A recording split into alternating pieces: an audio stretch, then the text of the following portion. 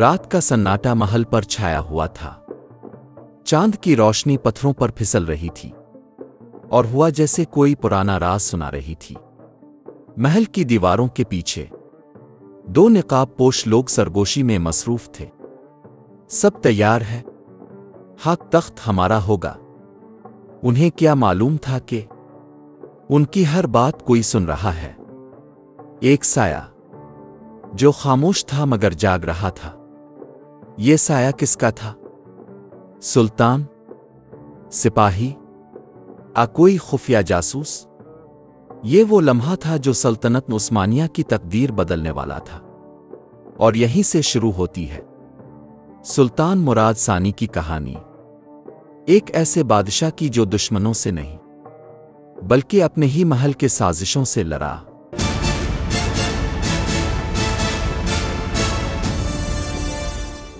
مراد ثانی 1404 میں سلطنت عثمانیہ کے ایک اہم شہر عماسیہ میں پیدا ہوئے۔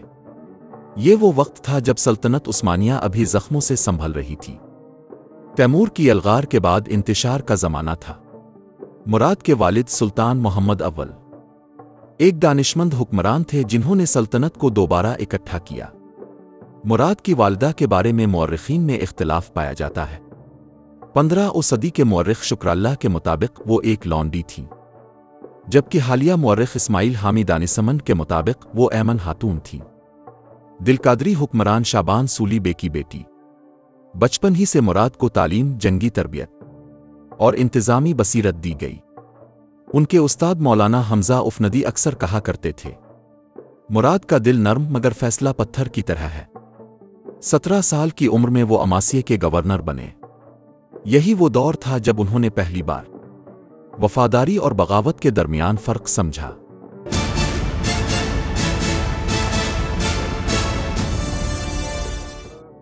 چودہ سو 21 میں سلطان محمد اول کا انتقال ہوا۔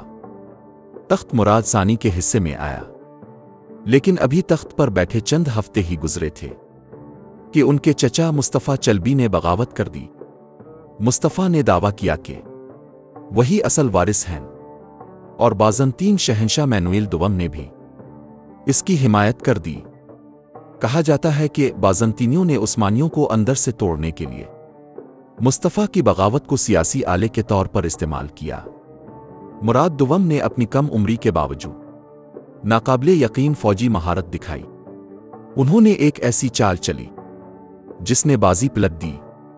انہوں نے اپنی فوج کو 2 حصوں میں تقسیم کیا، ایک حصہ سامنے سے دشمن کو روکے جبکہ دوسرا سمندر کے راستے پیچھے سے حملہ کرے۔ مصطفیٰ کے سپاہیوں نے جب دیکھا کہ ان کا راستہ کاٹا جا چکا ہے، وہ مراد کے جھنڈے کے نیچے آ گئے۔ مصطفیٰ بھاگ کر گیلی پولی پہنچا، مگر وہاں بھی عثمانی دستے پہنچ گئے اور بغاوت کا خاتمہ کر دیا۔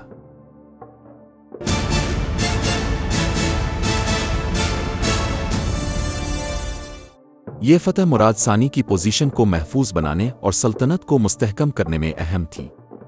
مورخ خلیل انالچک لکھتے ہیں، یہ بغاوت مراد کی زندگی کا پہلا امتحان تھی، اور اس کے بعد وہ ایک سادہ شہزادے سے ایک ذہین سلطان بن گیا۔ ان کا دور حکومت بلقان اور اناطولیہ میں زبردست جنگوں کا دور تھا، جس میں انہوں نے شاندار فتوحات حاصل کیں۔ مراد نے 1428 میں کرمانیوں کو شکست دی۔ اسی دہائی میں مراد نے بلقان کا وسیع علاقہ سلطنت میں شامل کیا۔ 1439 میں سربیا فتح کر لیا۔ بلقان میں مسیحیوں کو شکست دینے کے بعد انہوں نے مشرق کا رخ کیا اور امیر تیمور کے بیٹے شارخ تیموری کو شکست دے کر مانی امارات کو سلطنت میں شامل کر لیا۔ بلقان، اناطولیہ اور بازنطین سلطنت کے خلاف فتوحات نے سلطنت کو استحکام دیا۔ محل کی تعمیر و توسیع ہوئی، خزانے میں اضافہ ہوا، وقت گزرتا گیا۔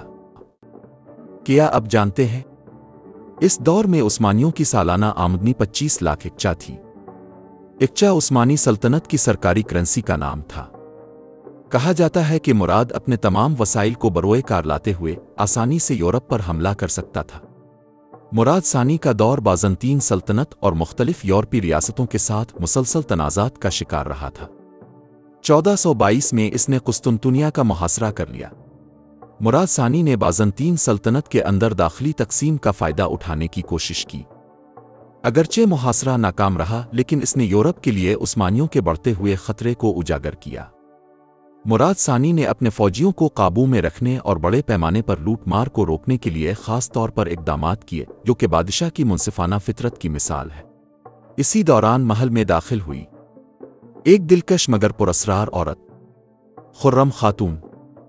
तर्क तारीख दान के मुताबिक वो दरअसल रोमानियाई नजाद एक साबिका गुलाम थी, जो अपनी जहानत और खुश गुफ्तारी के बाइस जल्द ही महल में असर रसूख हासिल कर गई। लेकिन कुछ ही अरसे बाद सुल्तान के वफादारों को शक होने लगा कि महल के कुछ फैसले बाहर अफशा हो रहे हैं। एक रात सुल्तान को इत्तला मिली कि खुर्रम खातून की चंद खादमाएं चांदी के बर्तनों में खुफिया पैगामात छुपाकर ईडरने से बाहर ले जा रही है। मुराद ने खामोशी से इन पैगामात को रोका। इनमें वीनस के सिफारत खाने के लिए खुफिया खतूत मौजूद थे।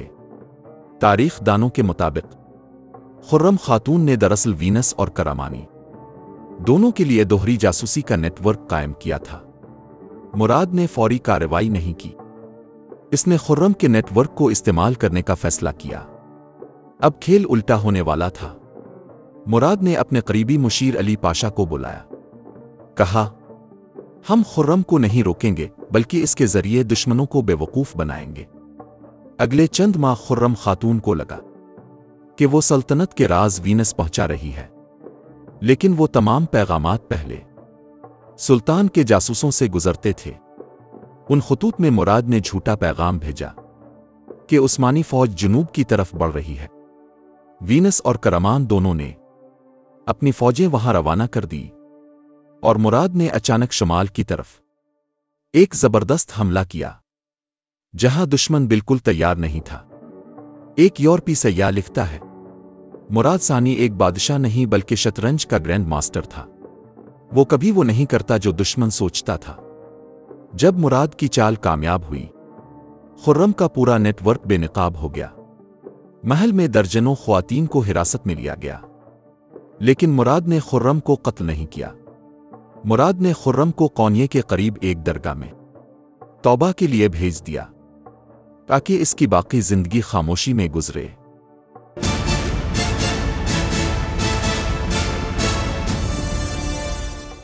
सल्तनत में एक बड़ा मोड़ 1444 में आया। मुराद सानी ने अपने बेटे मोहम्मद सानी के हक में तख्त छोड़ दिया। वो चाहता था कि नई नस्ल क़यादत सीखे, लेकिन ताकत की फिजा में तब्दीली आई। महल के मुहाफिज यानी चेरी गैर मुतमईन हो गए। उन्होंने नई क़यादत को कमजोर समझा। फरेंस बाबनगर लिखते हैं, मुराद के जाने के बाद वही लोग ताकतवर हो गए जिन्हें इसने कभी महल से निकाला था। एक रात शोर मच गया। मुहाफिजों ने महल के दरवाजे घेर लिए। मोहम्मद सानी को खुफिया तौर पर एक कमरे में छुपाया गया। इसी वक्त एक घोड़ा दौड़ता हुआ ईडरने के महल से निकला। वो पैगाम लेकर जा रहा था, सुल्तान, महल जलने वाला है। मुराद, जो कोनिये के करीब गोशा नशीनी में था, फौरन सवार हुआ। 2 दिन और 2 रातों के मुसलसल सफर के बाद वो फजर के वक्त महल पहुंचा। यानी चेरी फौज ने जब इसे देखा तो वो खौफजदा हो गए। मुराद ने बगैर तलवार निकाले कहा, मैं तुम्हारा सुल्तान नहीं, तुम्हारा बाप हूं। लेकिन अगर बाप की इज्जत बेटे के खून से बढ़ जाए तो ये फौज नहीं रहती, फसाद बन जाती है। मुहाफिजों ने हथियार डाल दिए और मुराद ने दोबारा सल्तनत संभाल ली। 1444 का साल यूरोप के लिए मुकद्दस मौका और उस्मानियों के लिए जिंदगी और मौत का इम्तिहान था। जब मुराद तख्त छोड़कर गोशा नशीनी इख्तियार कर चुके थे, तो हंगरी, पोलैंड और पोप की हिमायत याफ्ता सलीबी फौज एक बार फिर मुत्तहिद हुई। उनका मकसद वाज़ेह था, उस्मानियों को यूरोप से हमेशा के लिए मिटाना। नौजवान सुल्तान मोहम्मद सानी ने यह खतरा महसूस किया, मगर तजर्बा कम था। बुजुर्गान सल्तनत ने कहा, अब सिर्फ एक ही शख्स है जो उन्हें रोक सकता है, मुराद सानी। मुराद कोनिये के करीब रूहानी सुकून में मसरूफ था, लेकिन जब इसे इत्तला मिली कि दुश्मन ने दरियाए दीनो बुबूर कर लिया है, तो इसने खामोशी से तस्बीह लपेटी घोड़े पर सवार हुआ और कहा, मैं फिर मैदान में जा रहा हूं, शायद आखिरी बार। मुराद की वापसी ने फौज के हौसले बढ़ा दिए। मुअर्रिख खलील अनालचक लिखते हैं, मुराद की वापसी इस तरह थी जैसे पुराने वक्त का शेर फिर से जंगल में आ गया हो। वारना के करीब दोनों फौजें आमने सामने आई। सलीबियों की क़यादत कर रहा था हंगरी का बादशाह व्लादिस्लास, साथ ही मशहूर जर्नैल यौन होनियदी। मुराद ने रात भर खामोशी से खैमा लगाया और फजर के वक्त नमाज के बाद फौज से कहा, आज हम सिर्फ अपनी सल्तनत नहीं, अपने ईमान की हिफाजत कर रहे हैं। जंग शुरू हुई। तलवारें, नेज़े, तोपों की गरज। यूरोपी फौजों को लगता था वो जीत जाएंगे, मगर मुराद की चाल निराली थी। इसने फौज को दो हिस्सों में बांटकर दुश्मन को घेर लिया। एक तीर व्लादिस्लास के घोड़े को लगा, बादशाह जमीन पर गिरा और मुराद के सिपाही ने इसे कत्ल कर दिया। जंग खत्म हुई, सलीबी इत्तेहाद टूट गया। मुराद के खेमे में जब व्लादिस्लास की लाश लाई गई तो इसने कहा, ताकत वक्ती होती है मगर ज़ब्त दायमी। वारना की जंग में जीत के बाद मुराद ने एक हैरान कुन फैसला किया। इसने दोबारा तख्त छोड़ दिया। कुछ लोग कहते हैं वो दुनिया से थक चुका था। उस्मानी मुअर्रिख आशिक पाशा लिखते हैं, सुल्तान मुराद अक्सर रातों को देर तक दरवेशों की महफिल में रहता और कहता, तख्त इंसान को ऊंचा नहीं करता बल्कि इंसान तख्त को ऊंचा करता है। वो पुरसा के करीब एक खानका में मुकीम हुआ। वहां अक्सर ये अशार पढ़ा करता, मैं वो हूं जो बड़ी सल्तनत का मालिक था मगर अब एक सांस के सुकून का तलबगार हूं। मुराद के इस फैसले ने दरबारी सियासत को हिलाकर रख दिया। कुछ वज़रा ने समझा कि सुल्तान कमजोर हो चुका है और यह वक्त है नए असर और रसूख का।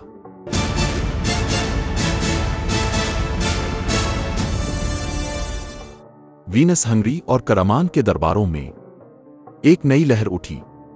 उन्हें यकीन हो गया कि मुराद के तख्त छोड़ने से सल्तनत कमजोर हो चुकी है। इसी दौरान महल के अंदर कुछ पुराने चेहरे सामने आए। खुर्रम खातून के पुराने जासूस जो मुराद सानी के दौर में बच गए थे। उन्होंने मोहम्मद सानी के इर्द गिर्द ऐसे वज़रा बिठा दिए जो दरअसल वीनस से वाबस्ता थे। तारीख दानों के मुताबिक यही वो वक्त था जब उस्मानी महल खुफिया तौर पर वीनस के सिफारत खाने से मालूमात हासिल कर रहा था। एक दिन मोहम्मद सानी को इत्तला मिली कि ईडरने के करीब दुश्मन फौजें देखी गई है। वो फौरन अपने वालिद को खत लिखता है, सल्तनत फिर खतरे में है, आपकी जरूरत है। मुराद का दिल कांप उठा और वो तीसरी बार वापस आया, अब की बार आखिरी बार। 1448 कोसुओं की सरजमीन, यही वो जगह थी जहां 70 साल पहले मुराद अव्वल शहीद हुए थे और अब उनके बेटे के बेटे इसी मैदान में खड़े थे। दुश्मन था यौन होनियदी, वही जर्नैल जो वारना में शिकस्त से बच गया था।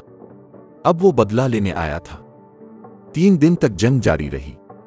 पहला दिन उस्मानियों के लिए सख्त था, दूसरा दिन बराबरी पर गुजरा, तीसरे दिन मुराद ने वही पुरानी चाल चली, जाली पसपाई।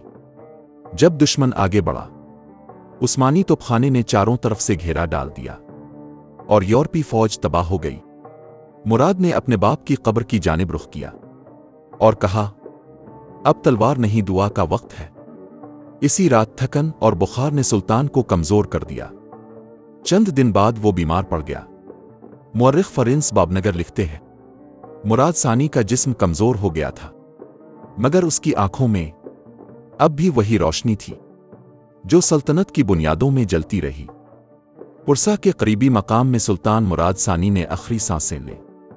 उनके पास सिर्फ चंद दरवेश और शागिर्द थे। उन्होंने अपने बेटे मोहम्मद से कहा, दुनिया तलवार से नहीं अदल से चलती है। अगर कभी ताकत और इंसाफ के दरमियान इंतखाब करना पड़े तो इंसाफ को चुनना। ये वो लम्हा था जब एक बादशाह, एक सिपाही, एक जासूस और एक मुफक्किर सब एक वजूद में गुम हो गए। उनकी तदफीन पुरसा के मुरादिये कम्प्लेक्स में हुई। आज भी उनका मज़ार सीधा आसमान की तरफ खुला है ताकि बारिश सीधी कब्र पर पड़े, जैसा कि उन्होंने खुद वसीयत की थी। मुअर्रिख खलील अनालचक के अल्फाज में, मुराद सानी ने सल्तनत की बुनियाद तलवार से नहीं बर्दाश्त से मजबूत की।